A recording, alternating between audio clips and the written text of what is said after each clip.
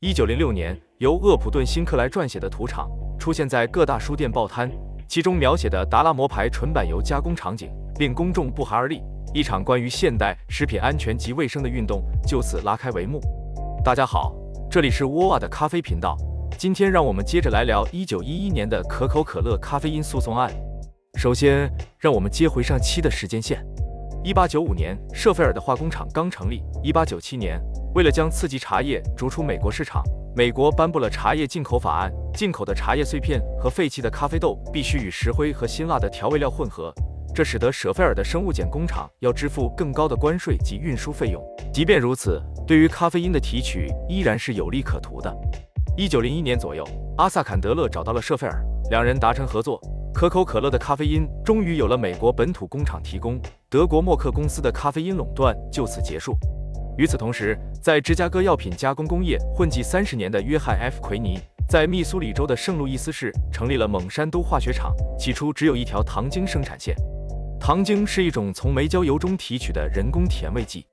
正在降低成本、扩大利润空间的可口可乐自然不会放过这个产品。1903年至1905年期间，可口可乐买下了孟山都所有的糖精产品，与蔗糖混合成为可口可乐糖浆的一部分。有了可口可乐的合作发展，孟山都也开始咖啡因的提取加工。有了舍菲尔的生物碱工厂与孟山都化工厂的咖啡因供应链，德国默克公司的供应彻底受到制约，并在美国市场完全失去了竞争力。可见，在1901年至1905年间，可口可乐找到了新的供应商，降低了成本，提高了利润空间，并大力发展扩张占领饮品市场。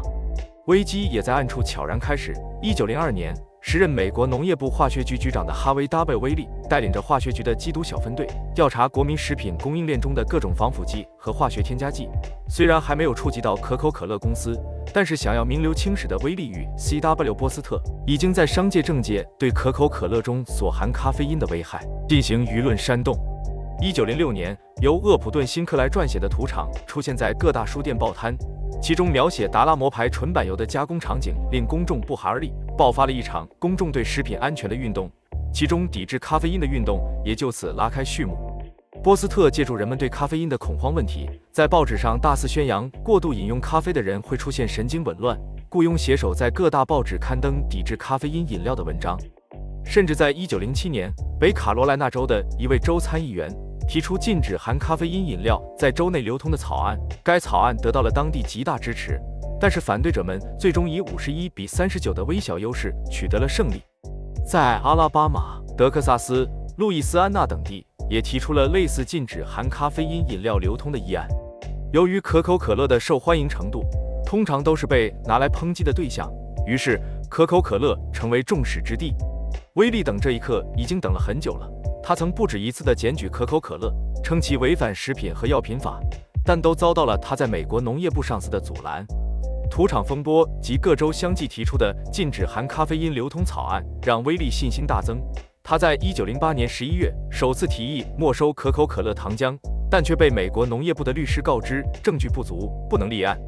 不肯就此罢休的威利在1909年2月继续检举，但同样遇到了阻拦。美国食品药品检查委员会断然拒绝，他们给出的理由是，如果对可口可乐发出禁令，意味着对茶叶和咖啡的进口和贸易商要进行相同的禁令，这对于政府部门来说，那可是一件非同小可的事情。茶叶咖啡贸易近100年，如果禁止，简直荒谬。但威利也不是一个因受到拒绝就会善罢甘休的人。1909年10月，威利下令截获从可口可乐公司亚特兰大的工厂运往查特努加市瓶装厂的40大桶和20小桶的浓缩糖浆。坎德勒因此对威利十分不满。坎德勒一直努力让人们相信可口可乐含有的咖啡因还没有一杯咖啡或是一杯茶所含的咖啡因多，声称可口可乐是健康无害的。在对峙1年之后，威利于1911年3月13日起诉可口可乐公司，在美国田纳西州东部地区查特努加市地方法院开庭审理。该案件引起了全国各地各大媒体的关注，成为各大出版物的头版头条。可口可乐被认定有损健康，8瓶可口可乐的咖啡因剂量足以致命。彼时，公众因为对食品安全充满恐慌，从而对咖啡因的抵制来到了白热化阶段。以威利为首的政府派有着诸多名人和世界级科学家的支持。咖啡因在欧洲几百年的历史中，不断从蹿红到被黑。如今，这场由新型咖啡因饮料带来的危机，让咖啡因再次成为焦点。今天的视频就到这里了，欲知可口可乐究竟如何做到全身而退，请看下回分解。拜拜。